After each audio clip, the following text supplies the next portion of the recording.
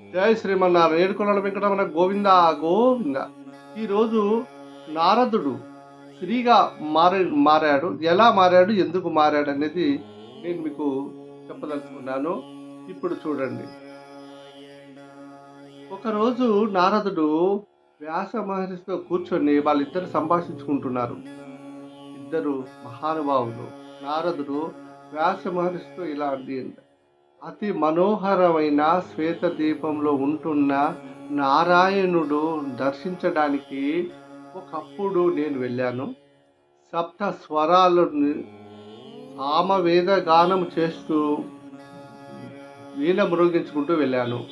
చతుర్భుజుడు, శంఖ చక్ర గదాధరుడై ఉన్న కౌస్తుభోద్వాసుడైన శ్రీమన్నారాయణుడు, పీతాంబర ధరించిన స్వామి, మనకి ఆయన శ్రీ మహావిష్ణువు, రమాదేవి కూర్చొని ఆనందంగా ఉంటూ కనిపించాడు. నన్ను చూస్తే లక్ష్మీదేవి అందర్హితరాలైపోయింది. సర్వలక్షణ సంపన్న, సర్వభూషణ విరాజిత, రూప యవ్వన గర్విత, పరచామిక ప్రభావం అయినటువంటి ఆ నారి తిలకం నన్ను చూసి చటుక్కున లోపలికి వెళ్ళిపోయింది. అమ్మా, అప్పుడు అనుకున్నాను అనమాట, ఏంటి కారణము, నన్ను చూసి అమ్మవారు వెళ్ళిపోయిందని. ఉండపట్టలేక స్వామిని అడిగేశాను, పద్మనాభ, నన్ను చూసి లక్ష్మీదేవి అంతర్గృహంలోకి వెళ్ళిపోయింది, ఏమిటి కారణం అని అడిగాను. నేను ఇబ్బంది పెట్టానా మిమ్మల్ని? నేను దూర్తుణ్ణి కాదు కదా, కేవలం తపస్సు జితేంద్రుణ్ణి, జితక్రోధుణ్ణి, జితమాయా పుత్రుణ్ణి. ఇలాంటి నన్ను చూసి లోపలికి వెళ్ళింది, నేను ఆమె బిడ్డని కదా స్వామి అని అన్నాడు. అప్పుడు విష్ణుమూర్తి సిద్ధివిలాసంగా చిన్నగా నవ్వి ఏమన్నాడంటే, నారదా, నువ్వు నువ్వు ఇది ఇంతేనయ్యా, పతి తప్ప మరి ఏ మగవాడైనా ఆడవారికి పరాయివాడే, పరపురుషుడి ఎదుట నిలబడకూడదు అనేది ప్రతిభతల లక్షణము, నీతి. ఎంతటి విద్వాంసులైనా, జితేంద్రులైనా, ఈ నిరాహారులైన యోగులైన పుత్రులైన మాయని జయించటం అసంభవము. నేను జితేంద్రుణ్ణి, జితమాయా రూపిణి. నువ్వు అన్నావు కదా, ఆ మాట దేవతలకైనా అనుకోదగినది. నువ్వేమిటి, నీ తండ్రి, నేను, శివుడు కూడా మాయను జయించలేము. నవ కవల నంద మునీంద్రులకు కూడా ఇది సాధ్యం కాలేదు. ఇది నువ్వనగా ఎంత?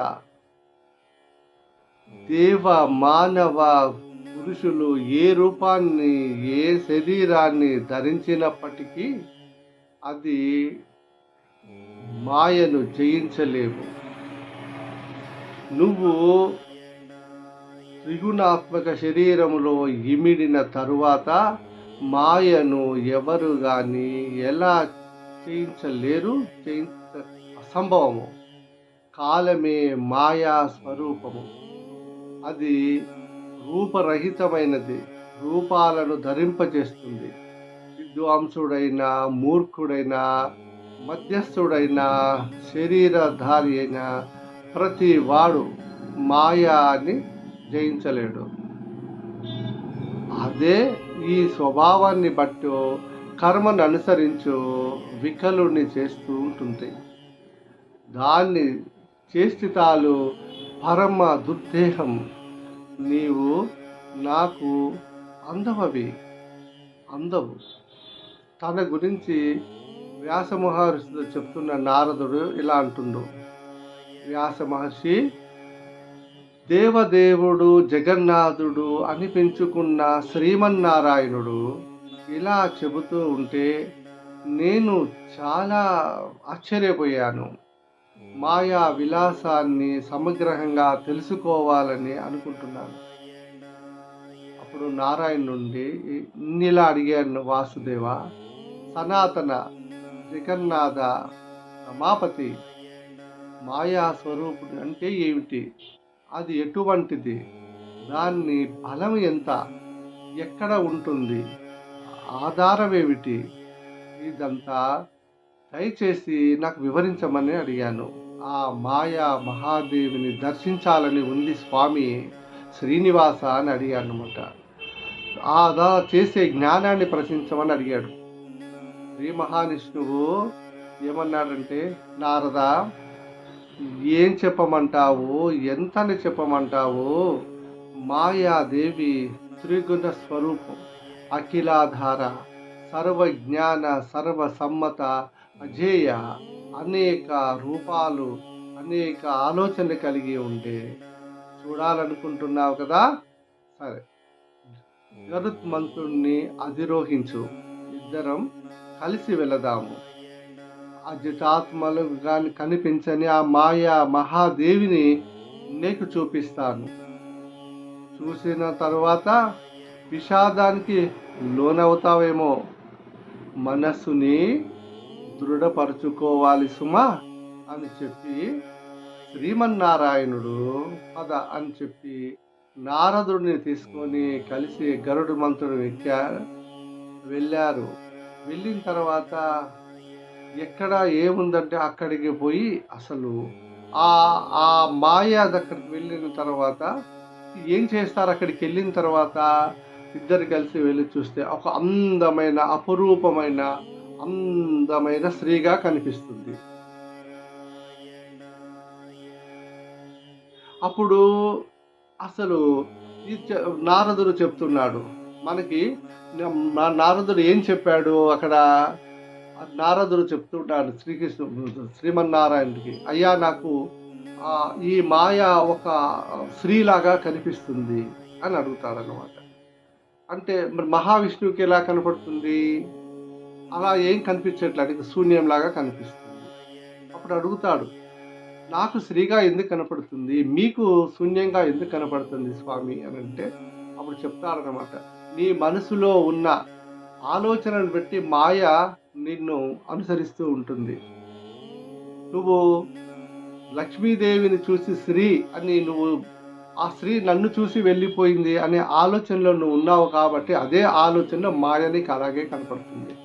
ఇప్పుడు నిన్ను ఒక స్త్రీగా మారుస్తాను నేను, ఇప్పుడు నీకు ఎలా కనపడుతుందో చూడని చెప్పి నారదుణ్ణి స్త్రీగా మార్చాడు శ్రీమన్నారాయణుడు.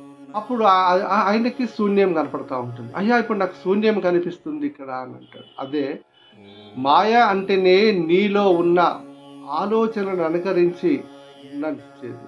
నువ్వు ఒక అద్భుతమైన ఒక సుందరమైన ప్రకృతిని చూస్తే నీ మనసు పులకరించిపోతుంది. ఆ చూసిన చూపుకి అది పులకరించిపోతుంది. అదే ఒక భయంకరమైన దాన్ని చూసినప్పుడు నీ మనసు చెల్లించిపోతుంది, అంటే భయపడిపోతుంది. ఒక హింసాత్మకమైన చూస్తే నీ మనసు చెల్లించిపోతుంది.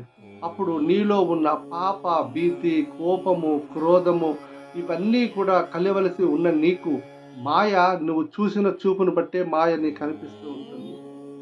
అదే మాయ. నారదా ఇప్పుడు అర్థమైందా నీకు, మాయ అనేది నీకు కాదు, నాకు కాదు, సృష్టిలో ఎవరికైనా సరే ఒకటే. ఈ మాయలో పడిపోతాం మనం. ఒక వ్యక్తి ఎంతో సాత్వికంగా ఉన్నప్పటికీ ఒక సందర్భాన్ని బట్టి ఆయన చాలా ఉగ్ర రూపం ధరిస్తాడు, అంటే ఉగ్రుడవుతాడు అనమాట కొన్ని సందర్భాల్లో. అదే మాయ. ఆనందము మాయ, కోపము మాయ, బాధ మాయ, ఇవన్నీ మాయ. వీటిని ఛేదించటము ఎవ్వరికింతవరకు సాధ్యపడలేదు. ఇక ముందు కూడా నువ్వు మాయను తెలుసుకోవాలి అనుకోవద్దు, కానీ మాయలకి లోనవ్వకుండా ఉండడానికి ప్రయత్నం చేస్తే చాలా మంచిది. జై శ్రీమన్నారాయణ.